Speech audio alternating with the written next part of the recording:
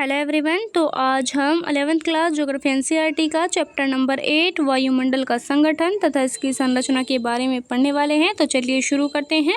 इस चैप्टर में हम जानेंगे कि जो वायुमंडल है हमारा, इसका संगठन किस प्रकार हो, यानी कि जो वायुमंडल है इसकी संरचना कैसी है, इसके बारे में पढ़ेंगे। जैसा कि हम जानते हैं कि जो वायु है हमारे लिए बहुत ही ज़्यादा आवश्यक है। इसमें बहुत सारी जो है वो गैसें पाई जाती हैं। उसमें से ऑक्सीजन भी हमारे लिए ऑक्सीजन है जो कि हमारे लिए बहुत ही ज़्यादा आवश्यक है। जैसे हम अगर हम बात करें कि उससे हम जैसे खाना खाते हैं तो हमारे लिए भोजन बहुत ही ज़्यादा महत्वपूर्ण है, लेकिन वो हमें दिन में 2 से 3 बार चाहिए होता है। लेकिन जो वायु है, वायु के अंदर जो ऑक्सीजन पाई जाती है उसे हम प्रति सेकंड हम उसको लेते हैं, यानी कि जो ऑक्सीजन है वो हमें हर सेकंड में चाहिए, क्योंकि ऑक्सीजन हमारे लिए बहुत ही ज़्यादा महत्वपूर्ण है जीवित रहने के लिए। वायु जो है वायु के अंदर जितने भी जीव हैं उन सब के लिए ऑक्सीजन की आवश्यकता होती है। जैसे कि मनुष्य है, कुछ जीव बिना भोजन के, पानी के कुछ समय तक रह सकते हैं, लेकिन एकमात्र ऑक्सीजन ही ऐसी चीज़ है जिसके बिना हम बिल्कुल भी नहीं रह सकते हैं। यानी कि अगर हम कहें कि कुछ मिनट भी रहना हो, कुछ मिनट भी हम इस ऑक्सीजन के बिना नहीं रह सकते। वायुमंडल जो है वो बहुत सारी गैसों का मिश्रण है और इसमें बहुत सारी गैसें जो हैं वो पाई जाती हैं। पृथ्वी की जो जितनी भी पृथ्वी जो है वो चारों ओर से जो है वो गैसों के आवरण से ढकी हुई है ना, चारों तरफ इसके गैसें ही गैसें हैं। मनुष्य जीव जंतुओं के जो जीवन है उसके लिए जो गैसें हैं वो बहुत ही ज़्यादा आवश्यक हैं, जिसमें से कि ऑक्सीजन और पौधों के जीवन के लिए कार्बन डाइऑक्साइड पाई जाती है। यानी कि जो गैस है वो मतलब ऑक्सीजन जो है वो हमारे सांस लेने के लिए है, लेकिन जो कार्बन डाइऑक्साइड है वो पौधों के लिए आवश्यक है, वो उनके सांस लेने के लिए आवश्यक है।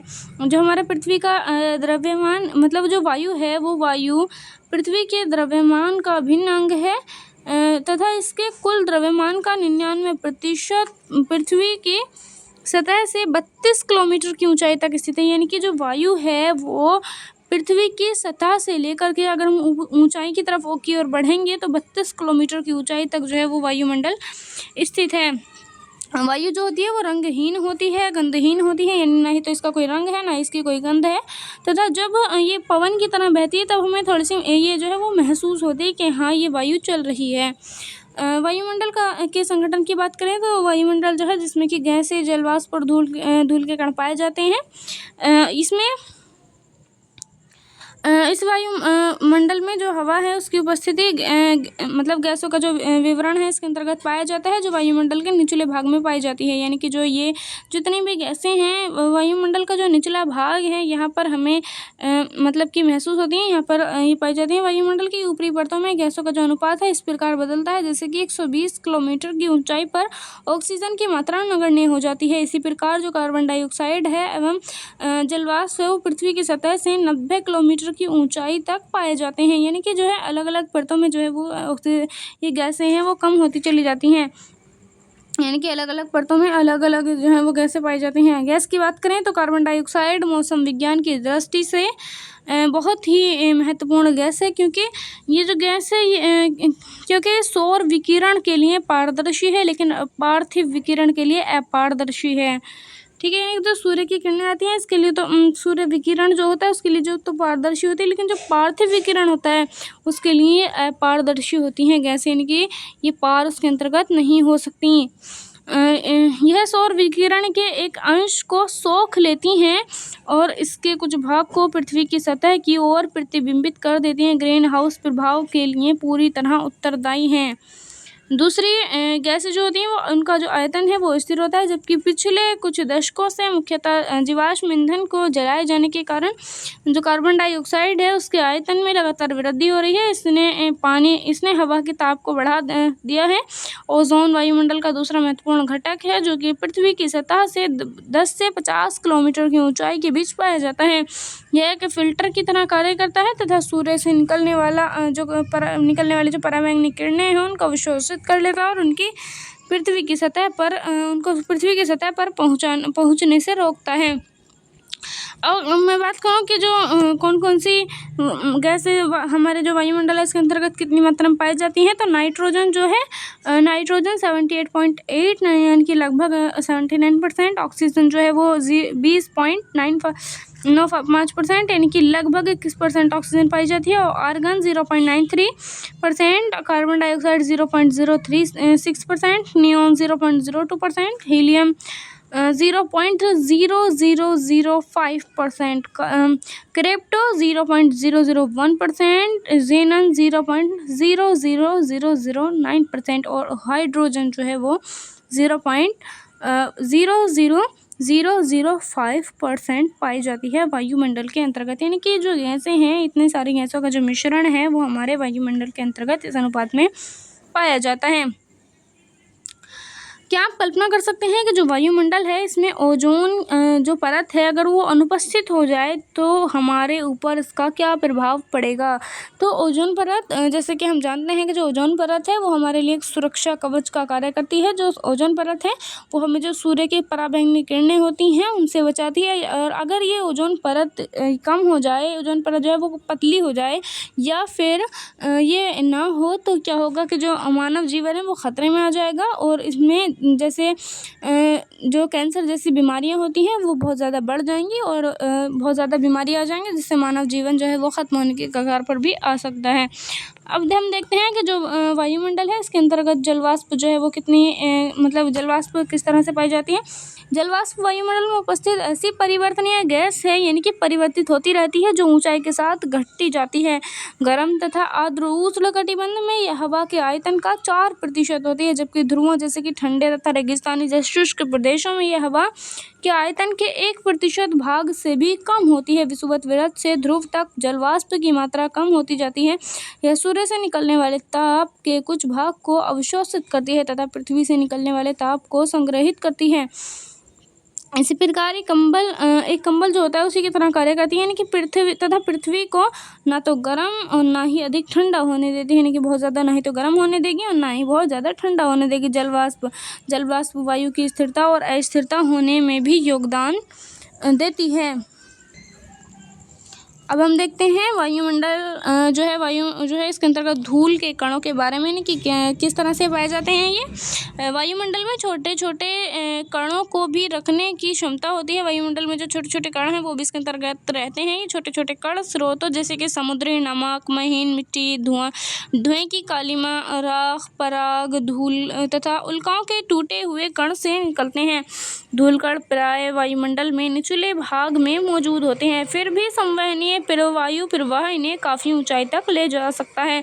धूल कणों का सबसे अधिक जमाव उपोष्ण और शीतोष्ण प्रदेशों में सूखी हवा के कारण होता है, यानी कि जहाँ ये सबसे धूल कण वहाँ पर जमते हैं जहाँ पर उपोष्ण मतलब प्रदेश होते हैं, यानी कि उपोष्ण प्रदेश जो जहाँ पर ना ही तो बहुत ज़्यादा गर्मी होती है ना ही बहुत ज़्यादा ठंड होती है वहाँ पर, और साथ ही शीतोष्ण प्रदेश मतलब कि जहाँ पर बहुत ज़्यादा ठंड होती है वहाँ पर ये जो है वो धूलकण वो जम जाते हैं। यानी कि शीतोष्ण प्रदेश जहाँ पर बहुत ज़्यादा ठंड हो लेकिन सूखी हवा हो वहाँ पर सूखी हवा कारण जम जाते हैं। जो विषुवत और ध्रुव प्रदेशों की तुलना में यहाँ अधिक मात्रा में होते हैं, यानी कि इतने विषुवत और ध्रुवीय प्रदेशों में नहीं होते जितने कि इन क्षेत्रों में पाए जाते हैं उपोष्ण और शीतोष्ण में। अगर हम जैसे ये हमारी पृथ्वी है तो यहाँ का बीच का जो भाग है ये तो विषुवत रेखा है। यहाँ पर जो है वो ये तो विषुवत रेखा है, लेकिन ऊपर का जो भाग है ये ध्रुव है, यानी कि यहाँ पर ध्रुवों पर और विषुवत रेखा के आसपास ये नहीं इतनी पाई जाएगी जितनी कि ये जो बीच का भाग है, यानी कि ये यहाँ पर जहाँ पर ये उपोष्ण कटिबंधीय क्षेत्र आएगा यहाँ पर जो बीच वाला जो क्षेत्र होगा यहाँ पर ज़्यादा ये पाई जाएगी। ठीक है, यहाँ पर ही ज़्यादा जो धूल के कण हैं वो पाए जाएंगे। ठीक है, धूल कणों का जो जो कि विषुवत और ध्रुवीय प्रदेशों की तुलना में यहाँ अधिक मात्रा में होते हैं। धूल और नमक के कण जो होते हैं वो आर्द्रताग्राही केंद्र की तरह कार्य करते हैं जिसके चारों ओर जलवाष्प संघनित होकर मेघों का निर्माण करती है। मेघ कहते हैं बादल को। ठीक है, यानी कि जो जलवाष्प है वो एक तरीके से इकट्ठा हो जाती है और इससे क्या होता है कि बादल जो हैं वो बन जाते हैं। वायुमंडल की संरचना की बात करें तो वायुमंडल अलग अलग घनत्व तथा तापमान वाली विभिन्न परतों का बना होता है। पृथ्वी की सतह के पास घनत्व अधिक होता है, जबकि ऊंचाई बढ़ने के साथ साथ यह घटता जाता है। तापमान की स्थिति के अनुसार यानी कि जैसे जैसे तापमान होगा उसके अनुसार वायुमंडल को 5 विभिन्न संस्तरों में बांटा गया है। यह पहले शोभमंडल, फिर समताप मंडल, फिर मध्यमंडल, फिर बाह्यमंडल और उसके बाद आता है बहिर्मंडल। बात करते हैं सबसे पहले शोभमंडल की, जो कि पृथ्वी का जो सबसे नीचे वाला जो हिस्सा है यानी कि वहाँ पर पाई जाती है और जो इसकी ऊंचाई है वो सतह से लगभग 13 किलोमीटर है और इसके जो ध्रुव है ध्रुवों के निकट 8 किलोमीटर तथा विषुवत वृत्त पर 18 किलोमीटर इसकी जो है ये ऊंचाई तक ये पाया जाता है। सौरमंडल की मोटाई विषुवत वृत्त पर सबसे अधिक होती है, क्योंकि तेज वायु प्रवाह के कारण ताप का अधिक ऊंचाई तक संवहन किया जाता है। इस स्तर में धूलकण तथा जलवाष्प मौजूद होते हैं। मौसम में परिवर्तन इसी स्तर में होता है, यानी कि इस संस्तर की वजह से क्या होता है, धूल और जो जलवाष्प होते हैं वो मौजूद होते हैं और इसी संस्तर की वजह से जो मौसम है वो बदलता रहता है। इस संस्तर में प्रत्येक 165 मीटर की ऊंचाई पर तापमान 1 डिग्री सेंटीग्रेड घट जाता है। यानी कि अगर हम बात करें कि जो शोभमंडल है, शोभमंडल का जो संस्तर है, इसमें अगर हम 165 मीटर की ऊंचाई पर जाएंगे तो 165 मीटर की ऊंचाई पर जाने पर जो 1 डिग्री सेल्सियस का जो तापमान है वो कम हो जाएगा। फिर उससे अगली 165 की उस पर जाएंगे मीटर पर तो फिर 1% और 1 डिग्री जो है वो और तापमान गिर जाएगा, यानी कम हो जाएगा। जैविक क्रिया के लिए ये सबसे ज़्यादा महत्वपूर्ण संस्तर है। शोभमंडल और समताप मंडल को अलग करने वाला जो भाग होता है उसको शोभ सीमा कहते हैं। विषुवत वृत्त के ऊपर शोभ सीमा में हवा का तापमान -80 डिग्री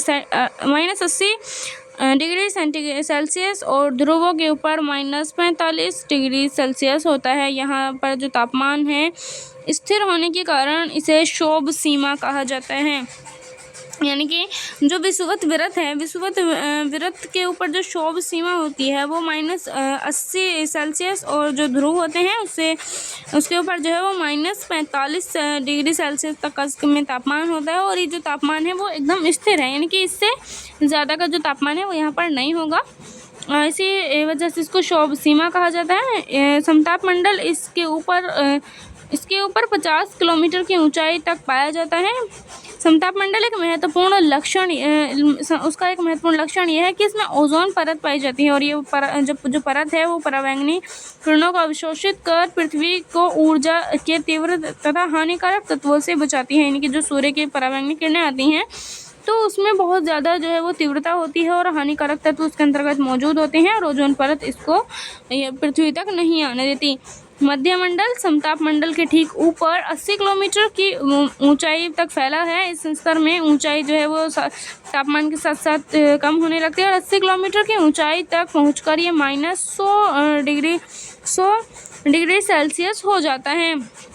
यहाँ पर आप जो है जैसे देख सकते हैं कि जो शोभमंडल है वो जैसे यहाँ पर है तो शोभमंडल और समताप मंडल के जो बीच का भाग हो गया, यानी एक तरीके से जो रेखा है ये इसको शोभ सीमा कहेंगे। फिर उसके बाद समताप मंडल आ जाएगा। समताप मंडल की जो एक सीमा है जो कि मध्यमंडल और समताप मंडल के बीच है इसको समताप सीमा कहेंगे। यानी यहाँ से ऊपर को मध्यमंडल स्टार्ट है और यहाँ से नीचे को जो है वो समताप मंडल है।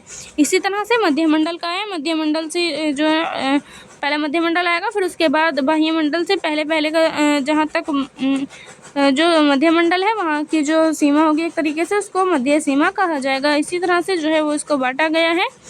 और फिर उसके बाद हम देखते हैं जो मध्यमंडल है उसकी जो ऊपर की परत होती है उसको मध्य सीमा कहते हैं और वायुमंडल मध्यमंडल के ऊपर 80 से 40 किलोमीटर के बीच स्थित होता है। आप चाहें तो यहाँ पर देख सकते हैं कि ये जो है वो यहाँ पर देखें ये यहाँ से 10 किलोमीटर की ऊंचाई तक है, मतलब एक एवरेज यहाँ पर दिया गया है इस चित्रकरण में। और फिर उसके बाद 10 से 50 तक है, यानी कि ये कितना हो गया है 40 है और फिर उसके बाद 50 से लेकर ये 80 किलोमीटर तक है। यानी कि पूरा जो है ये पूरा 80 यहाँ तक है, लेकिन ये 50 से लेकर 80 है। यानी कि इस तरह से जो है वो बटा हुआ है। फिर उसके बाद ये 400 किलोमीटर तक ये बाह्यमंडल और बहिर्मंडल तक काफ़ी ऊंचा है, ठीक है। फिर उसके बाद हाँ, हम देखते हैं यहाँ पर क्योंकि जो आयन मंडल होता है वो 80 से 400 किलोमीटर है और इसके बीच की जो स्थिति है इसमें विद्युत आवेशित कण पाए जाते हैं। यानी कि जो आयन मंडल है इसमें बहुत सारे विद्युत के अवशोषित जो कण हैं वो पाए जाते हैं, जिन्हें कि आयन कहते हैं। इसी वजह से इसका नाम आयन मंडल पड़ा है। पृथ्वी के द्वारा भेजी गई रेडियो जो तरंगें होती हैं इस संस्तर के द्वारा वापस पृथ्वी पर लौट आती हैं। यहाँ पर ऊंचाई बढ़ने के साथ ही तापमान में वृद्धि शुरू हो जाती है। वायुमंडल का सबसे ऊपरी जो संस्तर है जो कि बाह्यमंडल के ऊपर स्थित है, जिसको कि बहिर्मंडल कहा जाता है, ये सबसे ऊंचा संस्तर है और इसके बारे में बहुत ही कम जानकारी उपलब्ध है। इस संस्तर में मौजूद सभी घटक विरल हैं, यानी कि बहुत दूर दूर हैं, जो धीरे धीरे बाहरी अंतरिक्ष में मिल जाते हैं। यद्यपि वायुमंडल के सभी संस्तर हमें प्रभावित करते हैं, फिर भी भूगोलवेत्ता वायुमंडल के पहले 2 संस्तरों का ही अध्ययन करते हैं। मौसम और जलवायु के तत्वों की बात करें तो इसमें जो महत्वपूर्ण तत्व होते हैं वो हैं ताप, दाब, हवा, आर्द्रता, बादल और घर्षण, जो कि वायुमंडल के लिए बहुत ही ज़्यादा महत्वपूर्ण तत्व होते हैं जो पृथ्वी पर मनुष्य के जीवन को प्रभावित करते हैं। और इन तत्वों के बारे में जो पूरी जानकारी है वो अगले अध्याय में, यानी कि अध्याय 9, 10 और 11 में इसमें दी गई है, जो कि हम अगले चैप्टर में पढ़ेंगे। तो आज के लिए इतना ही। Thank you.